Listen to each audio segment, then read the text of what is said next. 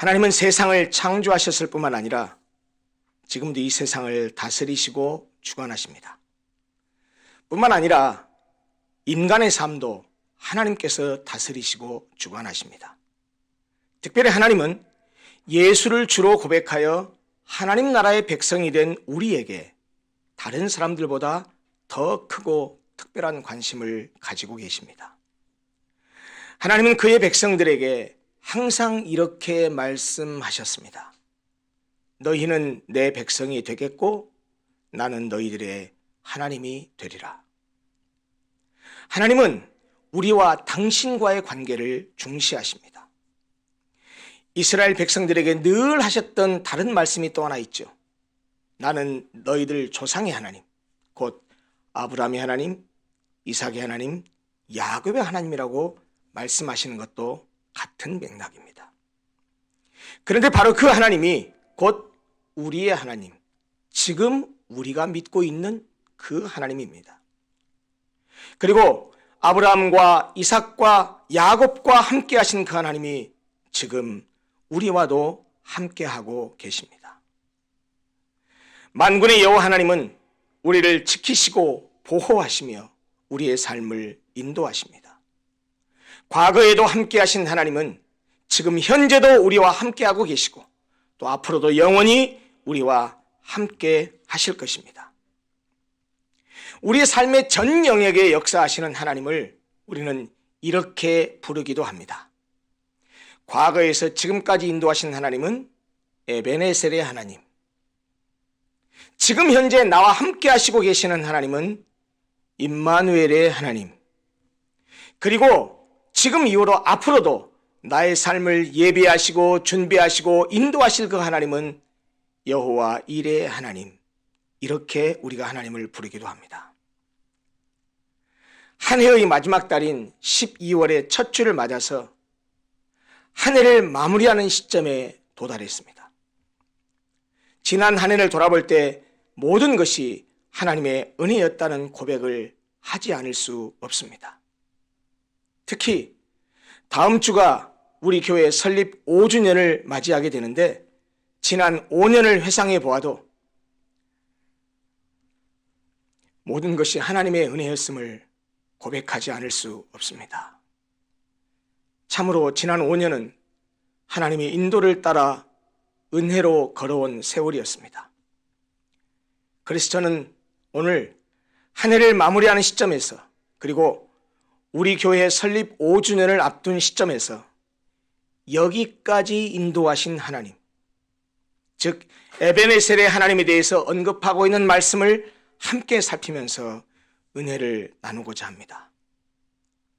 오늘 나누는 말씀을 통해서 여기까지 도우시는 하나님, 즉 에베네셀의 하나님을 깨닫게 될 뿐만 아니라 그 에베네셀의 하나님을 직접 우리의 삶 속에서 경험하고 체험하려면 무엇을 어떻게 해야 하는지를 깨달아서 우리의 실제 삶 속에서 그 여기까지 도우시는 하나님, 에베네셀의 하나님을 직접 체험하고 경험하게 되기를 간절히 소원합니다. 에베네셀의 하나님이라고 했을 때의 에베네셀은 에벤과 에셀 두 단어의 합성어입니다. 에벤은 반석, 돌이라는 뜻이고요. 에셀은 돕다라는 뜻입니다. 그래서 에벤 에셀은 도움의 돌 또는 도움의 비석이라는 의미입니다. 잠시 후에 이 본문 말씀을 자세히 설명하면서 나누겠지만 에베네셀은 본문 12절에 나오는데요. 그 12절에서 말하듯이 이스라엘이 블레셋을 물리친 후에 미스바와 센 사이에, 아직 그 지명이 정확하게 오늘날에 어딘지는 잘 알지 못합니다. 그런데 그 미스바와 센 사이의 지역에 승전의 기념비를 세우고 여호와께서 여기까지 우리를 도우셨다, 블레셋을 여기까지 치게 하셨다, 하나님께서 여기까지 승리하게 하셨다라는 뜻으로 붙인 지명이 바로 에베네셀입니다. 사실 에베네셀은 본문에 처음 나오는 지역 이름이 아닙니다. 에베네셀이라는 이 지역은 오직 사무엘상에만 나오는데요, 앞에 4장과 5장에도 나옵니다. 그런데 4장 1절과 5장 1절에 에벤에셀이 나오긴 하는데요. 그 에벤에셀은 어떤 지역이냐면 블레셋과의 전투를 하는데 아벡이라는 지역에서 전투를 합니다. 그 아벡 전투 당시에 이스라엘이 블레셋과의 대치하면서 진을 쳤던 장소입니다. 그러나 오늘 본문의 7장 12절에 나오는 에벤에셀은 이름은 같지만 지리적으로는 다른 곳입니다. 이름은 같지만 다른 장소입니다. 공통점이 있다면 둘 다 블레셋과의 전투가 이루어진 곳입니다. 그런데 그 전투의 결과는 너무 판이하게 다릅니다. 4장에서 에벤에셀 대치해서 블레셋과의 전투했을 때는 철저하게 패배합니다. 근데 오늘 여기에서는 하나님께서 승리를 주셔서 여기까지 하나님이 도우셨다고 말할 정도로 그렇게 블레셋의 승리를 거둡니다. 오늘 본문이 7장 3절부터 우리가 읽었는데 4장부터 본문 7장 2절까지는 어떤 내용들이 계속 기록되어 있냐면 법궤, 언약궤라고도 하죠. 법궤로 빚어지는 일련의 사건들이 기록되어 있습니다. 요약해서 말하자면 불신앙의 길을 걷던 이스라엘이 블레셋의 공격을 받자 이 법궤를 이용해서 블레셋을 물리치려고 하다가 오히려 전쟁에 패하고 법궤까지 블레셋에게 빼앗겨버리는 불명예스러운 치욕스러운 일을 겪습니다. 이스라엘 백성들에게는 법궤가 하나님의 임재를 상징하는 성물이었습니다. 그렇지만 블레셋 백성에게는 그것은 아주 애물단지였습니다. 이 법궤가 가는 곳마다 진노와 재앙이 미쳐졌기 때문입니다. 그래서 결국 블레셋 백성들은 이 법궤를 감당하지 못하고 결국은 여러 우여곡절을 거쳐서 다시 이스라엘로 반환됩니다. 그리고 본문 7장 1, 2절, 본문 바로 앞에 7장 1, 2절은 그 법궤가 기랏 이아림의 아비나답의 집에 안치되었다라고 말하고 있습니다. 그렇게 해서 법궤에 대한 일련의 기록들이 마무리되고 그리고 오늘 본문 말씀이 이어집니다. 본문은 사무엘이 주도한 소위 미스바 대성회로 알려진 유명한 사건입니다. 사무엘이 이스라엘 백성들을 미스바에 모이게 하고 금식과 회개의 부흥회를 개최했습니다. 이스라엘을 불러 모은 사무엘은 이렇게 그들에게 말합니다. 만일 너희가 전심으로 여호와께 돌아오려거든 이방 신들과 아스타롯을 너희 중에서 제거하고 너희 마음을 여호와께로 향하여 그만을 섬기라. 그리하면 너희를 블레셋 사람의 손에서 건져내시리라. 이스라엘 백성들이 블레셋에게 패한 이유는 하나님을 떠나 우상을 섬겼기 때문이니까 여호와께로 돌아오라는 말입니다. 그리고 여호와께 돌아오려거든 이방신들과 아스타롯을 제거하라고 말합니다. 이방신의 대표인 바알은 풍요의 신이요 아스타롯은 다산의 신입니다.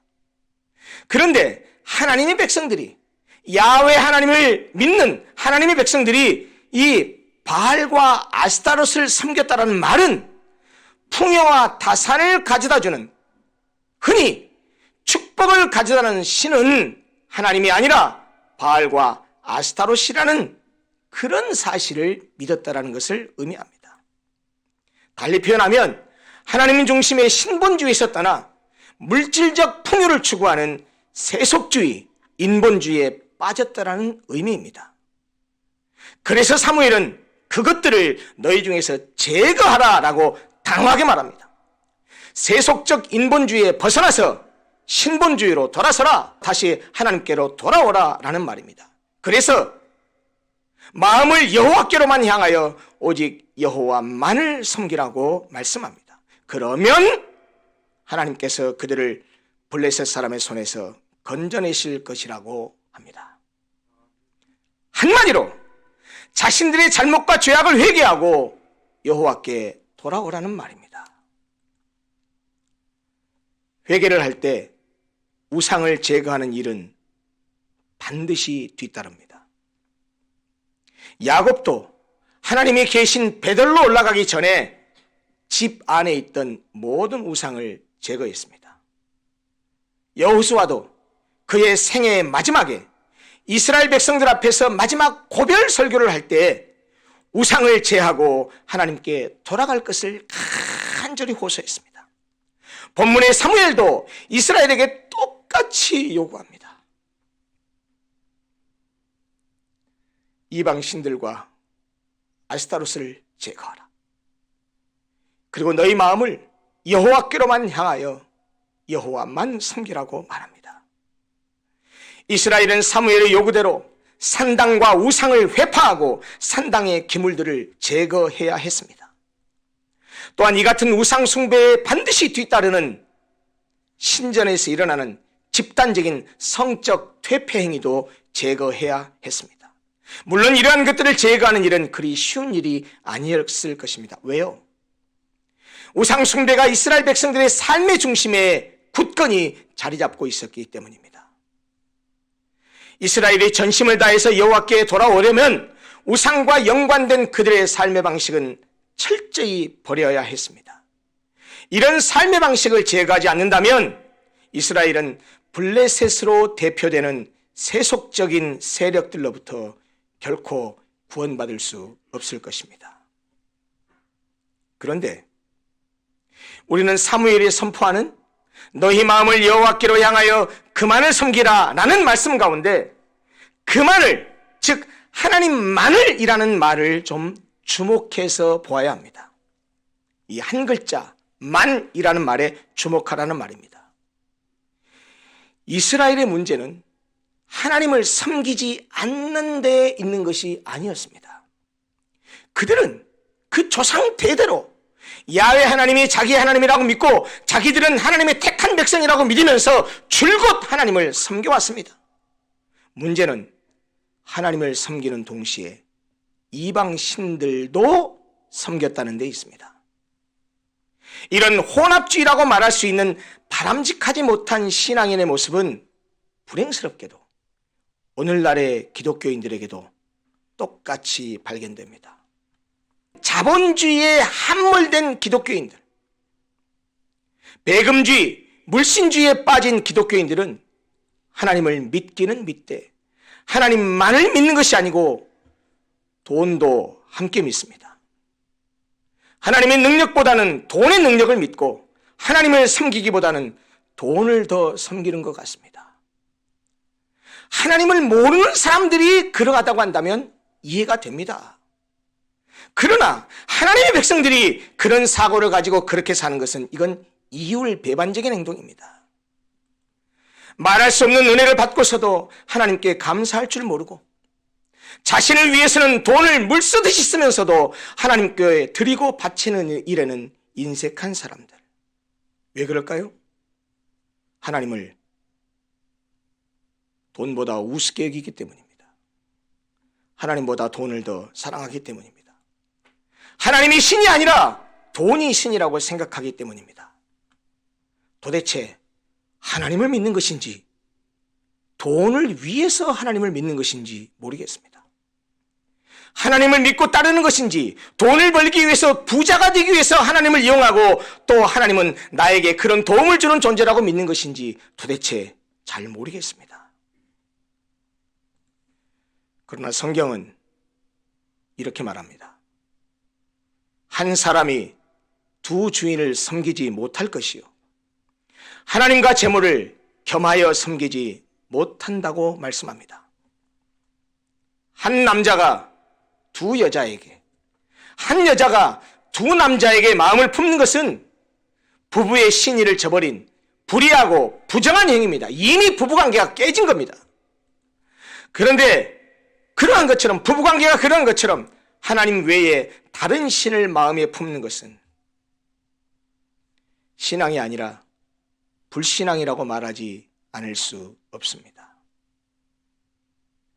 하나님의 백성인 이스라엘이 이방 신들을 제거해야 했던 것처럼 오늘날 우리들도 하나님을 섬기면서 겸하여 섬기고 있는 것들을 버리고 제거해야 됩니다. 현대인들의 우상이 되어버린 돈신을 제거해야 합니다. 하나님의 자리를 차지한 돈신을 우리의 마음에서 제거해야 됩니다. 모든 우상으로부터 멀리하는 것은 하나님의 백성, 언약 백성의 의무입니다. 그리고 바로 그것이 여호와 하나님과의 관계 회복을 위한 출발점입니다. 다행히 이스라엘 백성들은 사무엘의 말을 하나님의 말씀으로 받아들이고 그 사무엘의 말씀에 순종합니다. 이스라엘 자손이 바알과 아스타롯을 제거하고 여호와만 섬겼습니다.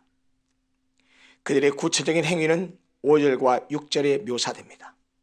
사무엘이 이스라엘 백성들을 미스바로 모이라고 하자 사무엘의 말씀에 순종한 이스라엘 백성들은 미스바에 모여서 물을 길어 여호와 앞에 붓고 금식하면서 여호와께 죄를 고백합니다. 물을 길어서 여호와 앞에 붓는 것은 마음을 쏟는 회개를 상징하는 의식입니다. 이것은 이스라엘 백성들이 여호와 앞에서 철저하게 회개했다는 사실을 보여줍니다. 그들은 바알과 아스타롯 같은 이방신을 섬기며 하나님의 언약 백성답게 살지 못한 것이 하나님 앞에서 얼마나 심각한 죄인지를 깨닫고 우리가 여호와께 범죄하였나이다 라고 고백합니다. 여호와께 범죄했다라고 하는 이스라엘의 고백은 하나님을 버리고 우상을 섬겼다는 고백이요, 동시에 이제는 우상을 버리고 하나님을 섬기겠다는 결단이기도 합니다. 그런데 말이죠, 이스라엘 백성들이 한 마음으로 금식과 회개를 통해서 하나님과의 관계를 회복하고 있는데 블레셋이 다시 쳐들어온다는 소식이 전해집니다. 전쟁 준비가 전혀 되어 있지 않은 이스라엘로서는 공격해오는 블레셋이 두렵지 않을 수 없었습니다.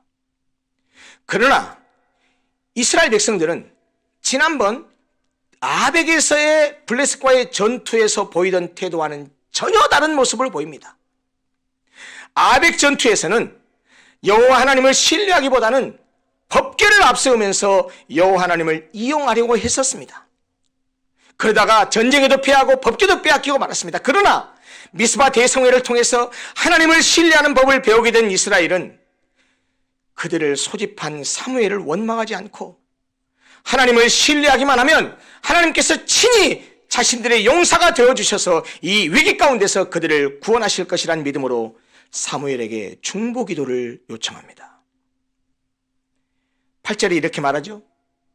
이스라엘 자손이 사무엘에게 이르되 당신은 우리를 위하여 우리 하나님 여호와께 쉬지 말고 부르짖어 우리를 블레셋 사람들의 손에서 구원하시게 하소서. 백성들의 간청을 들은 사무엘은 어린 양을 제물로 삼아 여호와께 번제를 드립니다. 그리고 그들의 요청대로 이스라엘을 위하여 하나님께 간절히 기도했고 하나님은 사무엘의 기도에 응답하십니다. 사무엘이 번제를 드릴 때 그래 이때다 싶다라고 하는 생각했던 이 블레셋이 쳐들어오는데 하나님께서 아무런 전쟁 준비가 되어 있지 않은 이스라엘을 위해서 직접 싸우십니다. 하늘에서 우레를 발하여 그들을 어지럽게 하십니다. 이스라엘 사람들은 혼비백산하는 블레셋 군사들을 뒤쫓아서 벳갈 아래에까지 쳤습니다. 아벡 전투와는 달리 블레셋에게 완승을 거둡니다. 사무엘은 승리 그 자체에 만족하지 않고 이 승리가 여호와께로부터 말미암았다는 사실을 명백히 선언하면서 이것을 후세에 전하기 위해서 미스바와 센 사이에 기념비를 세우고 그곳 이름을 에벤네셀이라고 불렀습니다. 이것이 바로 오늘 본문의 내용입니다. 사랑하는 성도 여러분, 저는 오늘 설교를 시작하는 서두에 한 해를 마무리하는 시점에 그리고 우리 교회의 설립 5주년을 앞둔 시점에 여기까지 인도하신 하나님, 즉 에베네셀의 하나님에 대한 말씀을 살핌으로써 에베네셀의 하나님을 깨달을 뿐 아니라 그 에베네셀의 하나님을 직접 경험하고 체험하려면 우리가 무엇을 어떻게 해야 하는지를 발견해서 실제로 우리의 삶 가운데서 에베네셀의 하나님을 직접 체험하게 되기를 바란다고 말씀드리면서 설교를 시작했었습니다. 우리가 살펴본 본문을 통해서 여러분들 분명히 에베네셀의 하나님이 어떤 하나님이요, 우리가 그 하나님을 경험하고 체험하려면 어떻게 해야 하는지를 분명히 발견했으리라고 생각합니다. 본문을 살펴보면서 발견한 에베네셀의 하나님을 체험하기 위해서 우리가 반드시 해야 할 일들을 정리하면서 마무리하려고 합니다. 첫 번째, 에베네셀의 하나님을 체험하기 위해서는 우상을 제거하고 하나님만을 섬겨야 합니다. 이스라엘이 블레셋과의 전투에서 패한 것은 그들의 군사력이나 전략 전술의 문제가 아니었습니다. 그들이 하나님을 의지하지 않고 이방신을 의지했기 때문에 전투에 패배한 것입니다. 아니, 하나님을 의지하긴 했지만 하나님만을 의지하는 것이 아니라 이것저것 다른 신들과 다른 것들을 의지했기 때문입니다. 그럴 때 그들에게 돌아오는 것은 불안, 실패, 좌절, 그리고 패배뿐이었습니다. 에베네셀의 하나님, 여기까지 도우시는 하나님을 체험하기 위해서는 우상을 버려야 합니다. 하나님이 아닌 다른 어떤 것, 하나님이 아닌 신이 아닌 다른 어떤 것도 다 제거하고 물리쳐야 됩니다. 사람마다 다 다릅니다. 젊음, 패기, 자존심, 합리적인 이성, 과학적 사고, 돈, 명예, 권력, 사회적 지위와 체면, 이런 것 등을 의지하고 그것들을 믿고 살 때는 결코 에베네셀의 하나님을 체험할 수 없습니다. 하나님의 도우심을 받을 수 없다는 말입니다. 지 잘난 맛에 무엇이든 자기가 해보겠다고 하는데 하나님께서 그에게 도움의 손길을 뻗치시겠습니까? 에베네셀의 하나님, 여기까지 도우시는 하나님을 체험하려면 내가 믿고 신뢰하는 것, 하나님보다 더 따르고 하나님보다 더 의지하는 것 반드시 제거하고 버려야 됩니다. 그리고 오직 하나님만을 믿고 섬겨야 합니다. 그래야 에베네셀 하나님을 체험할 수 있습니다. 두 번째입니다. 에베네셀의 하나님을 체험하기 위해서는 말씀에 순종하여 자신의 죄악을 회개해야 합니다. 미스바에 모인 이스라엘 백성들은 자신들의 죄를 지적하면서 회개하라고 사무엘이 말했을 때 그 사무엘의 말씀을 하나님 말씀으로 들었습니다. 그리고 그 말씀에 순종하여서 종일 금식하면서 회개의 기도를 드렸습니다. 여러분, 주의 종이 하나님의 말씀을 따라서 죄를 지적하고 회개하라고 할 때 목사님, 왜 마음 불편하게 그런 죄를 지적하십니까? 라고 하지 마십시오. 듣기 싫다고 외면하지 마십시오. 나는 회개할 죄가 없어! 라고 회피하지 마십시오. 그것은 하나님을 대적하는 교만입니다. 회개할 줄 모르는 것은 교만하기 때문입니다. 하나님은 교만한 자를 대적하시고 그를 반드시 물리치시고 패망하게 하십니다. 오늘 본문을 통해서 보지 않았습니까? 이스라엘 백성들이 하나님을 멀리하고 우상을 숭배했던 자신들의 죄를 금식하며 회개할 때 하나님께서 우레를 내려 그들을 승리케 하셨습니다. 에베네셀의 하나님, 도우시는 하나님의 임재와 역사를 체험하기를 원한다면 온전한 회개로 하나님 앞에 나아가야 합니다. 마지막 세 번째입니다. 에베네셀의 하나님을 삶 가운데 체험하기 위해서는 예배를 소중히 여겨야 합니다.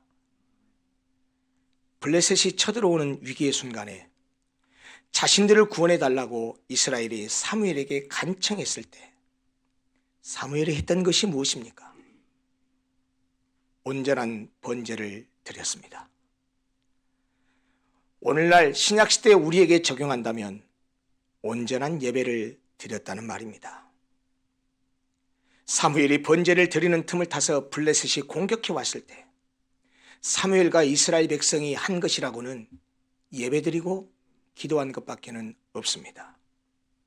그런데 하나님은 바로 그때 이스라엘에 응답하시고 그들에게 도움의 손길을 뻗으셨습니다. 하나님 앞에 나아갈 때, 예배를 드릴 때 에베네셀 하나님을 체험하게 됐다는 말입니다. 모름지기 하나님의 자녀에게는 예배를 아무리 강조해도 부족합니다. 그리스도인에게는 예배가 전부여야 합니다. 그리스도인에게는 예배가 삶의 중심이 되어야 됩니다. 그리스도인에게는 예배가 생명이기 때문입니다. 그리스도인은 예배를 통해서 양분을 공급받습니다. 그래서 그리스도인은 예배를 드려야 살 수 있습니다. 예배는 개인의 영적 생활을 위해서만 필요한 것이 아닙니다. 예배가 살아야 교회가 살고, 예배가 살아야 교회도 성장할 수 있습니다. 2년여 동안 지속되는 이 코로나 바이러스 팬데믹이 가져다 준 가장 심각한 교회와 신앙인의 모습은 예배에 대한 의식이 너무나 많이 약화되었다는 사실입니다. 온라인을 핑계로 예배의 자리에 나오는 것을 너무나 가볍게 여깁니다. 우리가 온라인 예배를 드렸던 것은 어쩔 수 없는 팬데믹 상황에서 선택할 수 있는 차선의 방법이었지 최선의 선택이 아니었습니다. 온라인 예배가 이렇게 함께 모여서 드리는 예배를 대체할 수도 없고 대체해서도 안 됩니다. 다 경험하셨겠지만 우리가 온라인 예배를 드릴 수밖에 없었던 그런 상태에서 다 여러분도 온라인 예배를 들으셨을 겁니다. 여러분 어땠습니까? 예배에 제대로 집중이나 할 수 있었습니까? 제대로 마음을 온전히 하나님께 드릴 수 있었습니까?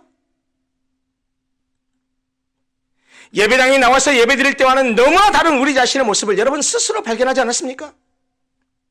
그럼에도 불구하고 이 핑계 저 핑계로 예배당에 오지 않고 핸드폰 앞에서 예배를 드린다고 하기보다는 예배를 해치우고 예배를 때우고, 여러분 이것이 과연 예배라고 말할 수 있습니까? 사랑하는 성도 여러분, 우리는 이제 예배를 경홀히 여겼던 죄를 회개하고 온전한 예배를 회복해야 합니다. 그렇지 않고서는 결코 에베네셀의 하나님을 경험할 수 없습니다.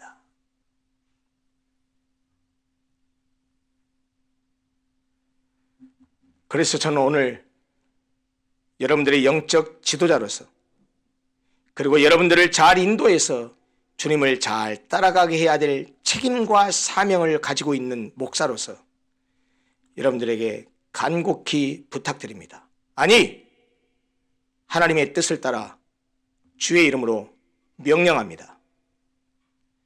예배를 목숨처럼 소중히 여기십시오. 주일을 성수하여 주일 예배를 드리는 것을 목숨 걸고 지켜야 될 신앙의 기본으로 삼으십시오. 부탁드립니다. 아니, 명령합니다. 이제부터는 주일 성수만큼은 목숨 지키고 하십시오. 그리고 아울러서 주중에 최소한 한 번만이라도 더 예배에 나오십시오. 더 열심히 예배에 참여하도록 결심하고 결단하시기 바랍니다. 그것이 새벽 예배든 수요 예배든 금요 예배든 적어도 주일 예배 외에 한 번만이라도 더 예배에 참여하십시오. 그것이 여러분들의 영적으로 살 길이요, 그것이 에베네셀의 하나님을 체험할 수 있는 길이기도 합니다. 특히 고요 공동체에서 본을 보여야 될 장로님, 안수집사님, 권사님, 각부의 리더들 반드시 이 말씀에 순종하시기 바랍니다. 사랑하는 성도 여러분, 에베네셀의 하나님, 여기까지 도우시는 하나님이 이스라엘 백성들이 어떻게 할 때 그들을 그렇게 도와주셨습니까? 그들이 우상을 버리고 하나님만을 섬길 때 도와주셨습니다. 온전한 회개의 자리로 나아갈 때 도와주셨습니다. 온전한 예배자로 설 때 도와주셨습니다. 우상을 버리고 하나님만을 섬기며 온전한 회개를 통해 온전한 예배자로 나아가심으로써 여러분들의 실제적인 삶 속에서 늘 순간순간 여기까지 도우시는 하나님을 체험하시기를 바랍니다. 여러분들의 삶 속에서도, 여러분들의 인생 가운데서도 매 순간순간 하나님이 여기까지 도우셨다라고 하는 그 신앙의 멋진 기념비를 날마다 세워가시는 복된 삶을 사시기를 간절히 소원합니다. 기도하겠습니다.